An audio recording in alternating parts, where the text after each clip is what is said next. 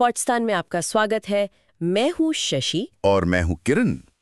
हम यहाँ current affairs और ऐसी ही कुछ पेचीदा विषयों पर, आप जानते हैं, गहराई से बात करते हैं। हाँ, कोशिश करते हैं कि सब कुछ आसानी से समझ आ जाए। बिल्कुल।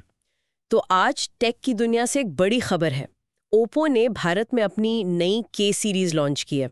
अच्छा, के सीरीज? हाँ, सुना मैंने। 2 नए स्मार्टफोन आए हैं, ओप्पो K13 टर्बो और Oppo K13 turbo pro. Okay. और इनमें ना जो सबसे ज्यादा ध्यान खींचने वाली बात है वो है 7000 mAh की बैटरी। 7000 mAh, ये तो बहुत ज्यादा है ना।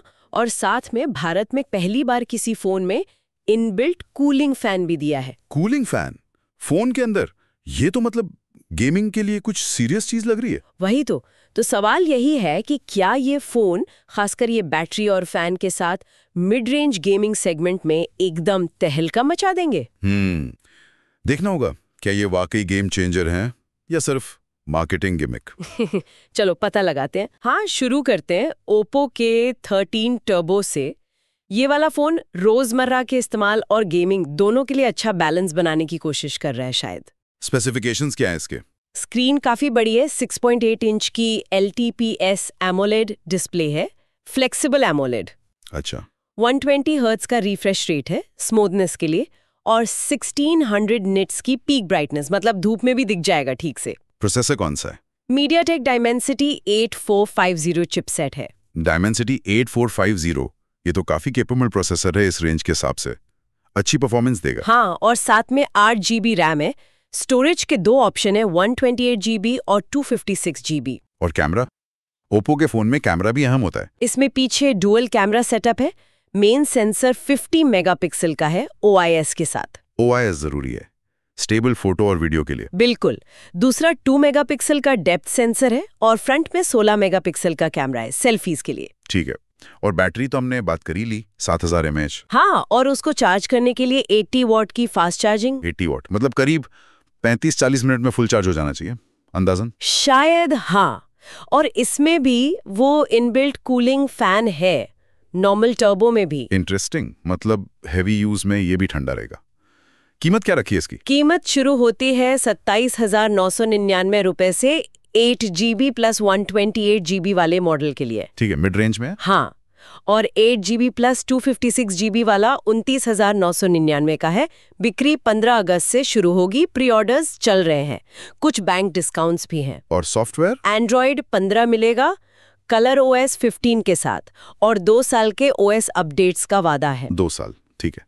तो ये तो हुआ K13 टर्बो। अब प्रो मॉडल में क्या खास है? हाँ, प्रो वाला असल में हार्डकोर गेमर्स के लिए है शायद, जिनको परफॉर्मेंस और कूलिंग दोनों टॉप लेवल की चाहिए। तो प्रोसेसर जरूर फ्लैगशिप लेवल का होगा। बिल्कुल। इसमें स्नैपड्रैगन 8S Gen 4 प्रोसेसर है, लेटेस्ट और बहुत पावरफुल। ओहो, 8S Gen 4, ये तो कमाल की परफॉर्मेंस देगा। और यहाँ भी LPDDR5X है, 8 GB या 12 GB ऑप्शन के साथ।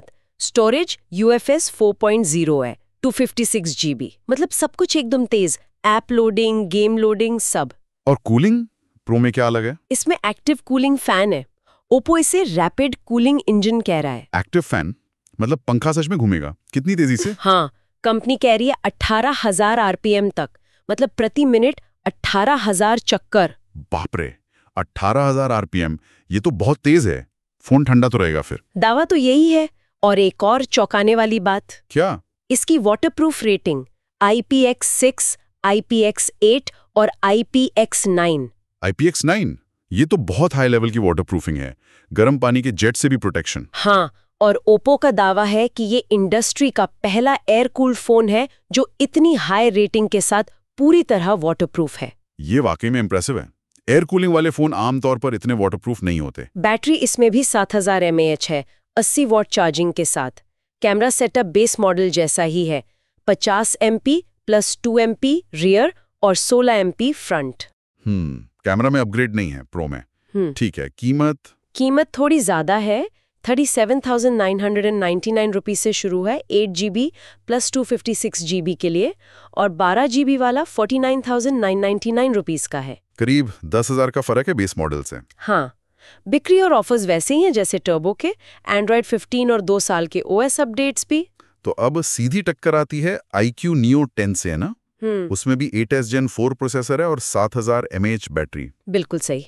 और iQOO Neo 10 थोड़ा सस्ता भी है, तो मुकाबला कड़ा है। हाँ, देखते हैं क्या फर्क है। iQOO Neo 10 की डिस्प्ले ज्यादा ब्राइट है, 4400 निट्स तक, और रिफ्रेश रेट भी 144 हर्ट्ज है। ओप्पो प्रो में 1600 निट्स और 120 हर्ट्ज है।